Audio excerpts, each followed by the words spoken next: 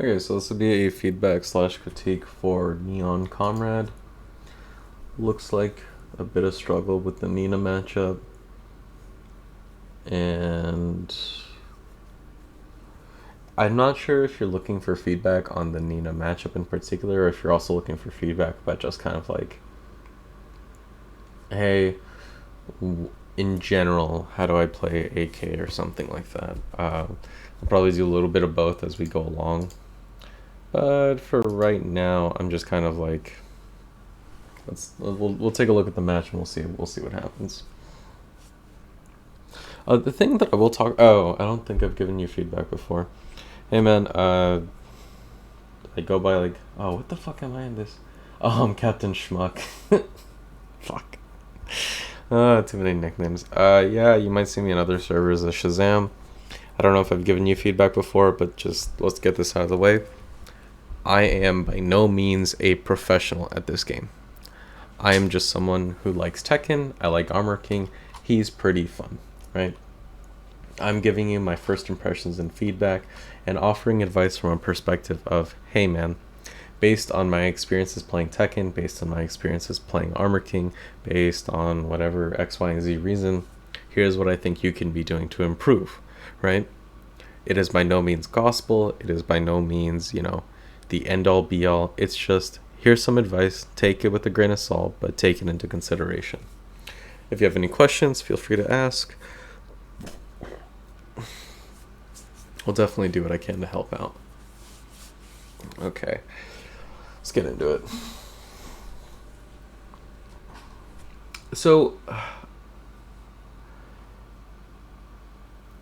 I don't think so. Yeah. So let's talk about this.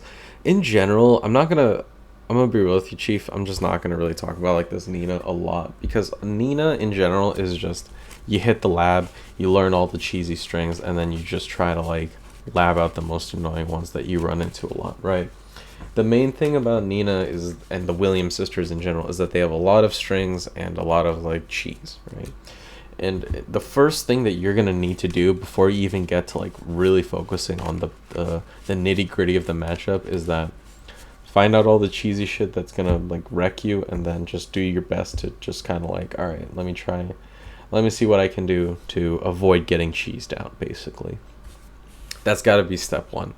If you go on YouTube, just type in Nina punishment guide. There's a shitload of videos that basically break down every move and every string she has. What are their properties? Are they low, mid, high, high, high, low, low, low, mid, or whatever? What are they punishable, etc. And then you just kind of plug in AK's punishment where you see fit. There is a bit more like, oh, there's a gap here, you can do back one and stuff. I'm not very well equipped to deal with that knowledge. You just kind of experiment, but I think that's going to be the first step in dealing with this Nina matchup stuff, because 99 times out of 100 it's usually the opponent just hasn't really faced Nina enough, and then they just get cheesed by strings. You're not really facing the matchup of the character, you're facing knowledge check city, right? That's pretty much it. So I think once you and this is something you just basically you got to do the homework, and you have to make that decision yourself. Do you want to sit down, knit and grind out like these labbing these strings and stuff so that you're better prepared to punish them, or are you just kind of take it as you will and then just try to focus more on like spacing, right? As opposed to dealing with the mix-up, you just kind of try to make the mix-ups whiff and then do what you can. That decision's on you, man. Just do what you can.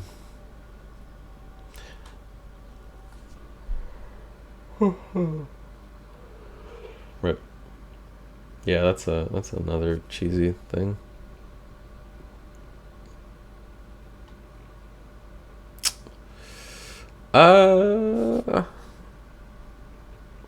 Okay, so let's talk about like using a lot of jabs into a throw, right? Why do you not want to always do this?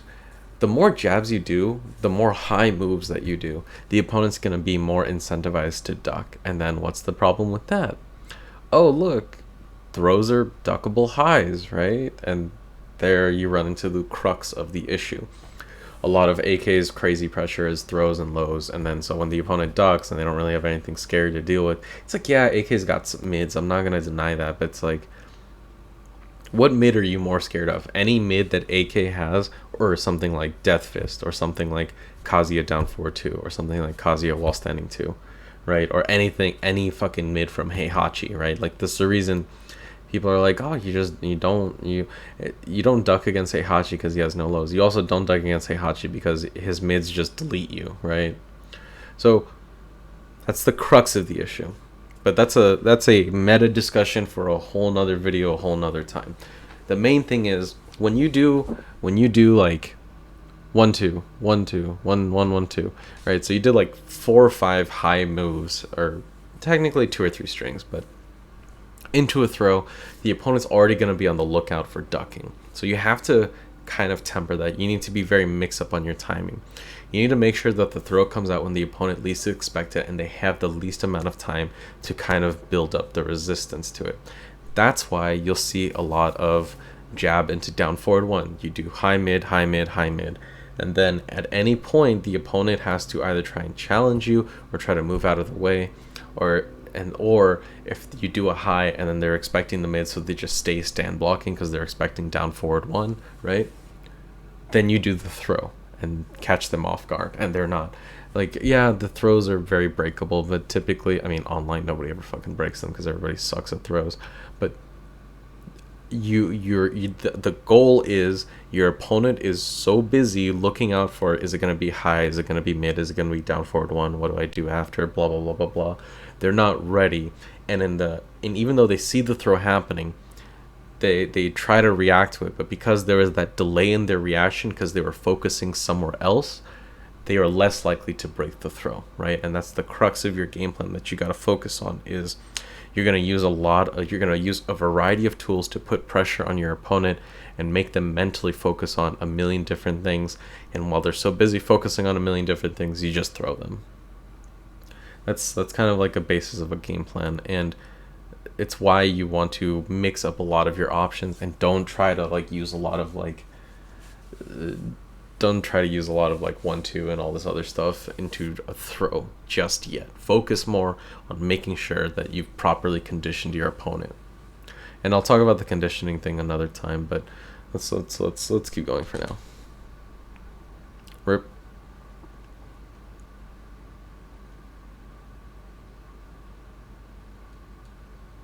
Huh. Hey, I mean, damage is damage. Okay, so right here, right? Let's talk about what the decision was. So you back off, and I get AK's not like the scariest at the wall, but he kind of is, right? Like, you have forward 2-1 that'll wall splat from any range. You have forward 4, which will wall bounce from a shitload of range, and it's online. Nobody fucking sidesteps online. Everybody's just stupid aggressive and wants to press buttons. And this Nina's already not sidestepping, which is its own different issue. But, forward 4, very less likely that you're going to worry about them ducking. Or even something like forward 2, which should wall splat. Maybe it doesn't have as generous of a range, but you'll get the occasional wall splat, which is nice, right? So you have a lot of tools that the opponent is going to be focusing on and worried about, right? So think about it this. The opponent in this situation should be facing 2 walls, basically. They should be worried about the wall behind them of the actual literal stage, and they should be worried about you as this immovable wall of okay, if I fuck up and if I don't plan this out properly, AK is just going to whiff punish me and wall splat into Oki, into knockdown, blah, blah, blah, blah, blah, right? So don't sacrifice your pressure just yet, right? Focus more on, okay, what does my opponent like to do when they're cornered, and how can I best use that to my advantage? Your focus, your game plan as AK is literally just, okay, what the fuck does my opponent, what is my opponent weak to, and how do I spam that to the best of my ability until they're dead, right? And that's the thing about his game plan, is that it's highly flexible, right? Simple at the surface, but there's a huge iceberg under there, and that iceberg at the depth really comes from how well are you able to condition or read what your opponent is going to do. You have a tool for every situation, and how are you going to make sure to leverage those tools to the best of their ability in order to kill your opponent. And a lot of that is going to come from observing your opponent. What do they like to do? Do they like to press a lot of buttons? Try to throw out a counter hit launcher. Do they like to be very passive? Throw them. Do they like to try and move around a lot? Down forward 2, which is now thankfully a homing move, right? So it's all about this ebb and flow. I don't think that you should be just giving up pressure here. I think you should be focusing on, well, let's see what this Neon likes to do, right? So it worked out. So they're immediately going to try and do something evasive. So in your head, that should be like, okay, you committed to down back 3, which wasn't the worst thing, but in your head should be something like, okay, well, they're going to try and do some evasive shit, but they're not moving around too much. I'll just do forward 2-1, right? And if they don't do anything, right? If they just kind of wait and try to see what you do, just do CD1, right? Huge amount of pressure just from they blocked the +6 on block high, and now they're like freaked out because their back is to the wall, right? It's a lot of pressure, right? And they'll be more likely to duck, and then at the wall you just do forward 2, etc. You see where I'm trying to go with, right?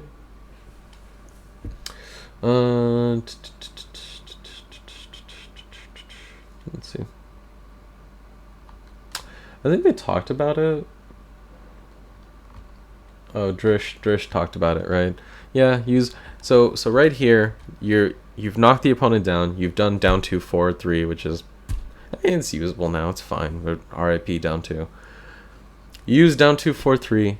Your opponent's on the ground. You now have to deal with their wake up. Wall standing 4 beats any option that they're gonna do, and if they accept, staying on the ground. And if they stay on the ground, you do full crouch down forward 3+4, right? The alley kick. And that encourages them to get off the ground, right? And that's literally all you have to do, because it's not very flashy, but it gets the job done, and you can actually rack up a lot of chip damage because it's fucking Tekken Online. So people have on Tekken have never met a button that they didn't like to press, right? They're constantly going to be pressing something because nobody has good defense. So you do a lot of wall standing 4 to get easy chip damage. Wall standing 4 is like 20 damage, right? That's respectable. So think about it. If every time you just did like your 60 damage combo and you knock them down at the wall and you've got them on the wall, and then you just do wall standing 4 and it hits them because they're just being dumb and pressing an extra button, you just got a free 20 points of damage, right? And if they stay on the ground, I want to say you still get decent stuff. AK...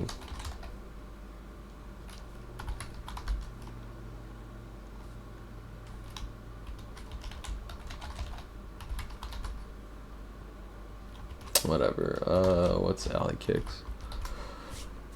Alley kicks only 12 damage. It's still respectable. 12 damage is fine. It's not like the worst, but it's an easy thing to do when you want to punish your opponent for staying on the ground. You don't have to worry about on hit or on block because they're staying on the ground. They literally can't do anything. They just got to keep eating that, or they have to start moving away to get away from that, right? Okay. So this is tough. So I think like right here, you had the right idea. You just do forward 4 a bunch, right? But then you immediately kind of give that up with forward 2. Think about it. You just did a very big power mid, right?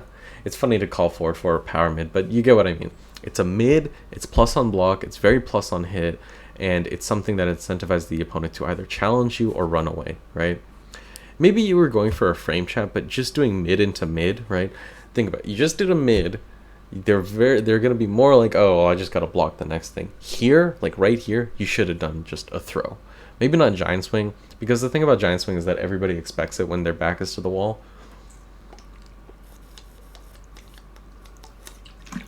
Excuse me. Maybe not like when your back is to the wall, but at the wall, a lot more people are on the lookout to break giant swing. So like right here, you just do headbutts, like down forward 2+3. I fucking love that throw. Just do headbutts, just do Hades drop because it'll wall splat for some extra damage, etc. And any throw you do will kill them right here, right? Like they're very low life. The rage health threshold is like what, 41 now? Any throw you do will just kill them, right? Especially if it wall splats. So again, it goes back into the same principle of you don't want to do a lot of high moves and then a throw. The same principle is that you don't want to do too many mid into mid into mid, right? especially a mid like forward 2, which just kills your turn. The opponent's not going to challenge you, and they're always going to be worried about the high. But when you can just do mid into a throw, right, and then that'll make the opponent really freak out, then you can start doing mid into mid, right? Because they'll be mixed up. They won't know if it's going to be a mid follow up or a throw. They have to guess between. So food for thought, stuff to consider.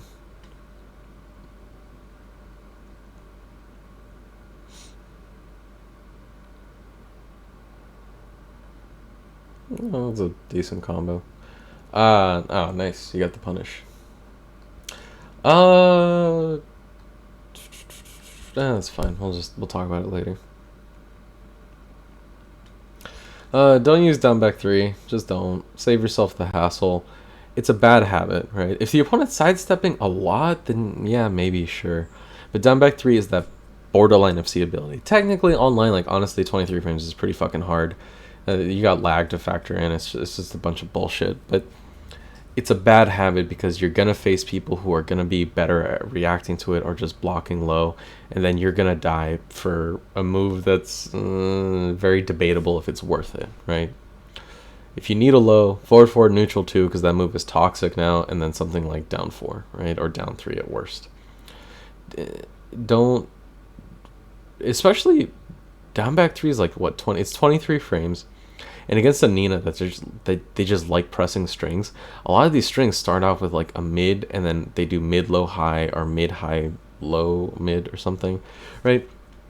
They're not going to start with highs. They have highs that you need to duck in between the strings, like in the middle part of the string is a duckable high, but you're not going to have enough time to down back 3 there, right? So you need to focus more on just less moves and more just general game mechanics, aka blocking or movement. These are some long-term things that'll help pay off in the long run. Relying on down back 3 is just not going to work out for you. Yeah, okay. Nice.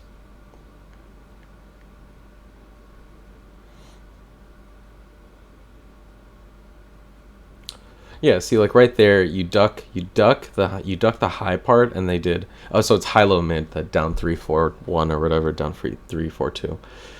So it goes high, low, and then mid. So you block the low or low parry automatically on reaction, and then combo for future reference. Just it's again, it's that lab a bunch of strings out, and then you'll get there. Like you're kind of learning right now, so it's not too bad. this is where they talk about it, like you're -3 after Tombstone. You don't want to use it too much, right? You want to use it, closing out rounds is fine, but you're on defense when it comes to Tombstone, right? As you saw here, like you don't have enough time to really press anything. I guess you could just do hop kick as like a YOLO, like low crush option. Rip. So I guess those options exist. Nice.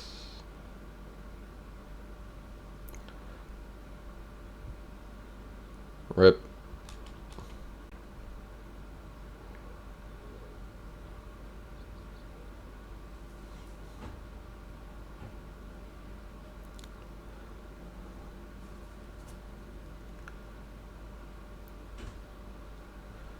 And then this is the rage art, right? Okay, so let's talk about this. First things first. In the future, try to post more losses. Losses are more important than wins. The losses are more important than wins, and there'll be you learn more about losses. We're able to give you more feedback and pinpoint, like, hey, here are some areas you need to work on.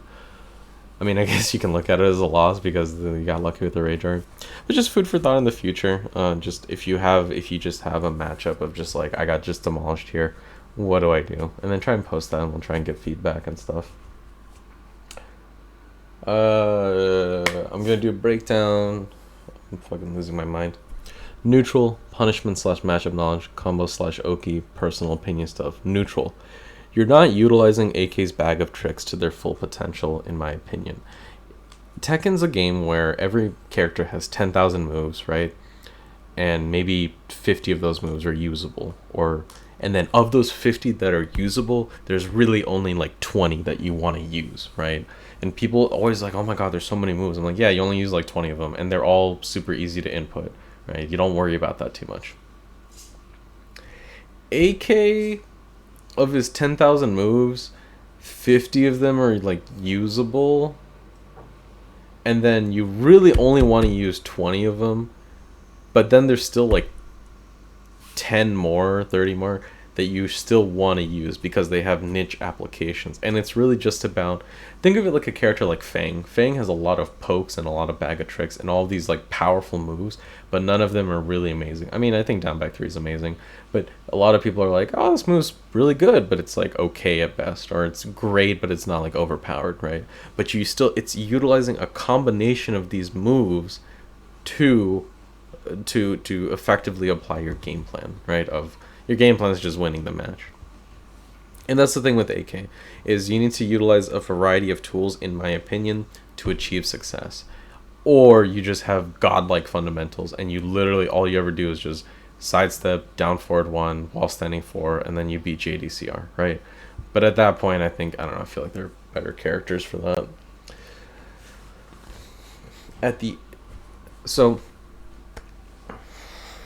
There's a lot to go into. At the first, most basic level, right? In my opinion, here's what you should be trying to do. You should be forcing your opponent into a situation where they are either -7 or worse, right? Now, sometimes that'll be the opponent does a move, you block it, and they're -7 or -7 to -9. The reason this is important is because if the opponent is at -7, you get a guaranteed mix-up opportunity. Keyword, opportunity, right? If the opponent is at -7 to -9, we don't talk about -10 because that's literally punishable. That's a different story.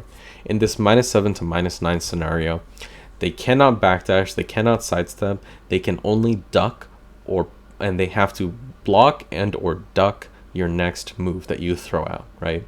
So if you do a throw, they can't mash out of it, they can't backdash, they can't sidestep, they have to either guess the break or just duck, right? So it heavily restricts what the opponent can do. And your goal, in my opinion, should just be creating as many of those scenarios as possible, whether it's through punishment, whether it's through forward, neutral 2, because that low is godlike, right?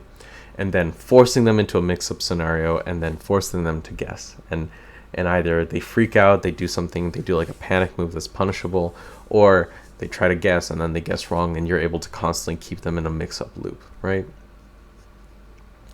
And that should be like the baseline, is that you get these guaranteed mix-up opportunities, and your mix-ups are pretty high damage, right? Like your throws have all decent damage. If giant swing wall splats, it's like 50, 60 damage or some shit, right? It's pretty good. It's pretty good. And then once they start ducking, I don't know, man. That's the good luck part. Just hop kick or some shit. But that should be your first game plan. The poking, the use of down forward 1, down 4, that is still vital, and it's still a process, right?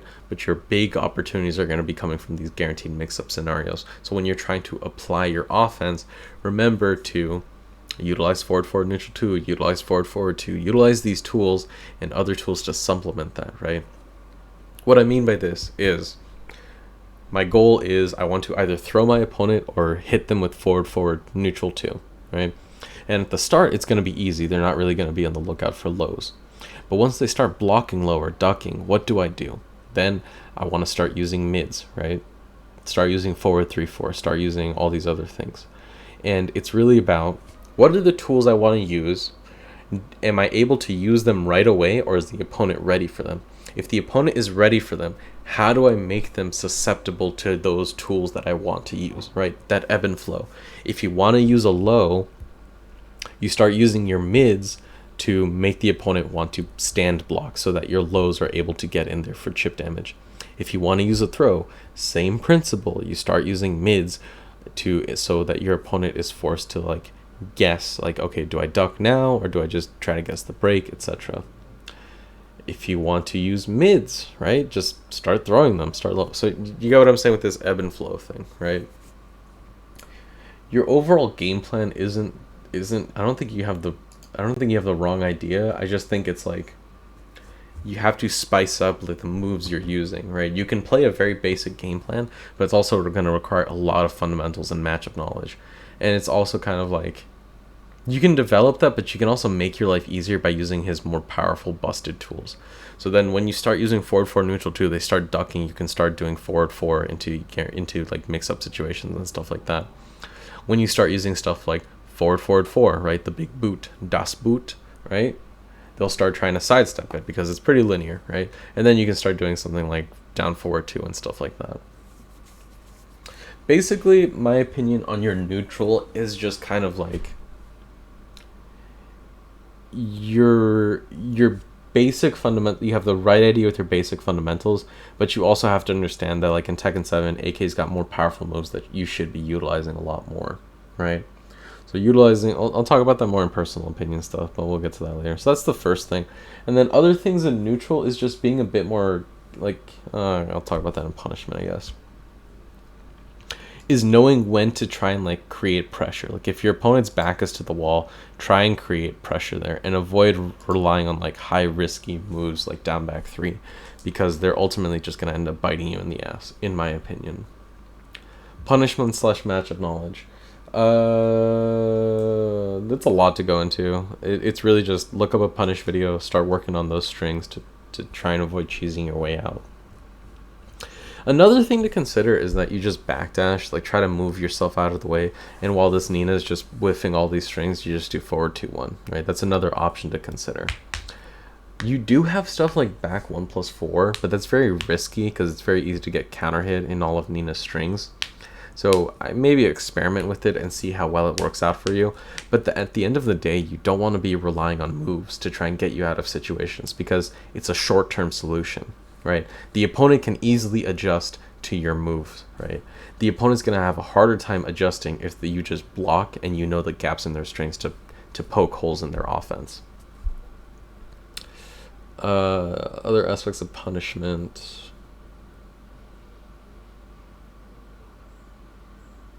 Nah, that's fine.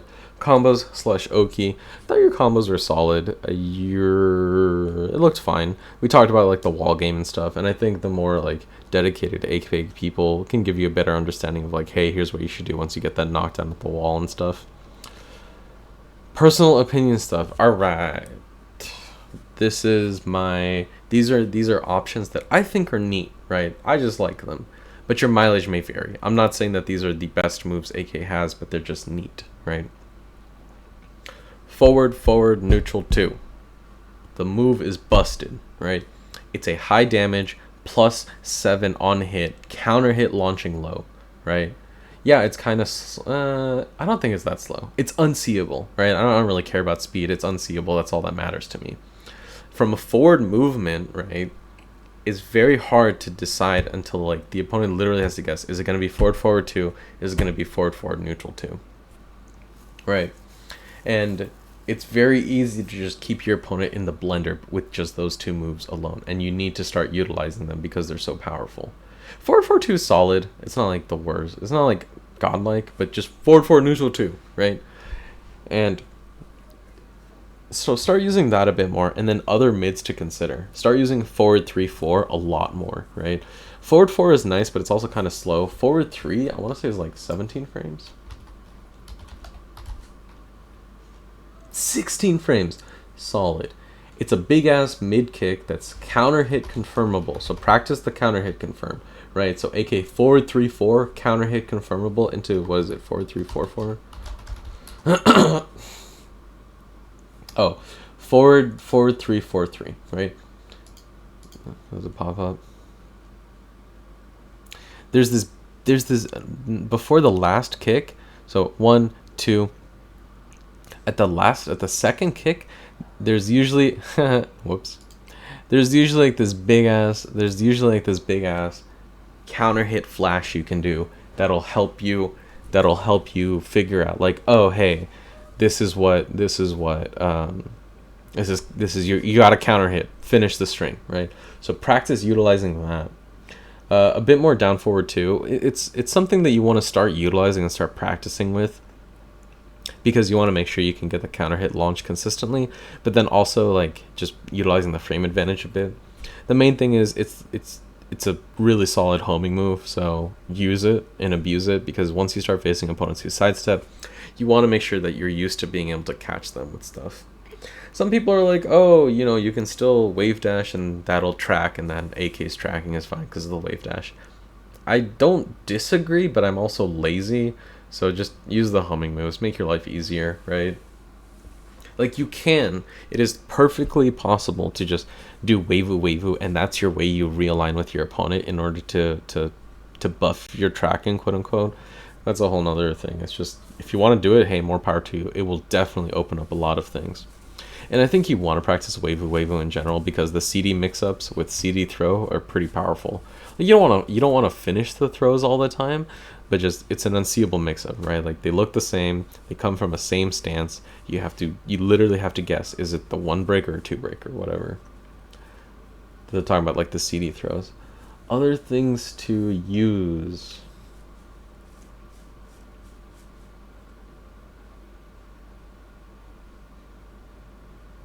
Just the focus, which should be trying to understand your opponent. Some opponents that you do not want to apply offense on them, because you don't need to, or you're not going to be able to, right? They're just going to be throwing moves at you, and you just keep punishing them, which is kind of what this Nina is doing. This Nina is just using a lot of cheesy strings because they're used to it. Nobody fucking knows how to deal with the Williams sister strings. They just like complaining about them. That's me, by the way. I just like complaining. I don't give a shit about labbing strings. But if at the end of the day you have to make a decision, right? Of, are you gonna face these Ninas with their strings? Then lab it out and punish them. But you have to try and focus on learning your opponent. Is this an opponent where I have to constantly apply a lot of pressure because they're very passive? Do I get those opportunities, right? Or is this an opponent who they're very aggressive and you have to switch to a more defensive side, right? And try to just focus on that and trying to develop that skill, as that'll help tailor your game plan a bit more and help you level up in terms of your 8K. Armor King's just not a character who's really about, I'm gonna play my game plan and you're gonna have to deal with it, right? He's not top tier in Tekken 7, and tiers don't matter at 99% of levels. I'm just, work with me here. Work with me here. A top tier in Tekken 7, like Paul, like Marduk, like fucking the 2D characters, Geese and Akuma. Eliza's kind of there. She's just annoying. I don't know. It's whatever. Julia. Oh my god, Julia. These are characters that you literally have to...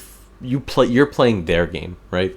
Like against Paul, you do not rush in. You have to play super defensive and turtly and force the Paul into making mistakes and taking risk to open you up, right? Against Marduk, you have to deal with mount, right? People are like, oh, it's breakable. I'm like, okay, man, sure, whatever. Good luck. There's fucked up break windows and everything. With Julia, you have to deal with Party Crasher. And you have to deal with all these, like, you're forced to play their game as opposed to being able to kind of apply your game plan as easily as you normally would be, could be, should be, whatever, right? The point being is that AK is not really that type of character where people are like, oh shit, I'm playing against AK, I gotta watch out for X, Y, and Z, I gotta do this, I gotta do that. He doesn't have like a lot of easy plus frames. Oh shit, no, down back 1+2 got buffed. Yeah, down back 1+2 is fucking scary now. Abuse that. But the main point being is that, he's not a Horang where he's gonna cheese people out with strings and stuff like that. You have offensive tools, but you also just as much have defensive tools and fundamentals that you have to rely on in order to tailor your game plan around your opponent, right? You're not just going to be able to, I'm going to throw out all my counter hit launchers and there's nothing you can do to stop me. Oh god, the neighbor's kids are awake. Rip. I'm just going to try and wrap this up. But you have to tailor your game plan and start focusing on, what is my opponent weak to? What can I abuse? And just abuse that till they're dead. Shit, I've rambled on for a bit. I hope this helped out, man. If it hopes and enlightens something. I'd wait for Steve to write up. Steve's really good at just kind of pinpointing, like, hey, do this. Hey, do that. I just kind of just ramble. I'm just like, hey, man, here's everything I'm seeing. You don't have to work on every single thing that I said, right? You just kind of prioritize, like, okay, what do I want to do and what are your priorities, right? You don't overwhelm yourself by trying to knock out every single little thing. It's like, oh, I gotta use all 30 of AK's usable moves, right, and shit like that. No, it's more so, here are areas that I think you can use improvement on. Focus on what you want to work on first, and then keep chipping away at that. Once you reach a comfortable level, move on to the next area. Learning is not, it's not an overnight process. You just gotta keep building up that knowledge over time, right? Anything else about personal opinion stuff? Use abuse down back 1+2. That move's funny now. So yeah, that move's like busted now. Abuse forward neutral 2. When you're pressing a lot of buttons when the Nina's like doing strings and stuff. One, try not to do that. But if you do that, right, try to press like your faster buttons. Don't press down back 3. Down back 3 is 23 frames. Yeah, it high crushes, but you're not really gonna hit anybody with it when they're just standing up and doing mids and stuff. If you want, try to stick to like your faster buttons, right? Down forward 2 at worst, and then back 1, right? To try and be like, all right, here's my magic 4 combo. So magic 4, right? Magic 4, any character with a magic 4, they just press it, and it's this fast high that has a counter hit launch property. And a lot of characters, for them, it's their 4, but AK's 4 is trash, right? It's 13 frames, the counter hit property is kind of whatever, all you get is shoulder. Back 1 is really more like your counter hit magic 4 property thing. You don't want to whiff it too much, so you can't whiff it like other people can whiff magic 4, but if you need a fast counter hit tool, that's what you should be doing. Right? And you also have back 2 1 2 counter hit confirmed. Oh my god, I hate everybody.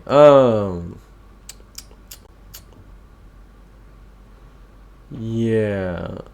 Oh, I guess you gotta utilize the crouch dash moves a lot more, right? CD1, when your opponent's back is to the wall, is fucking really fucking scary, right? It's pretty fucking scary. If they weren't ducking before, they'll probably start ducking now, right? They can't just be like, oh, let me just leave this AK at +6 in my face. That's not the best place to be.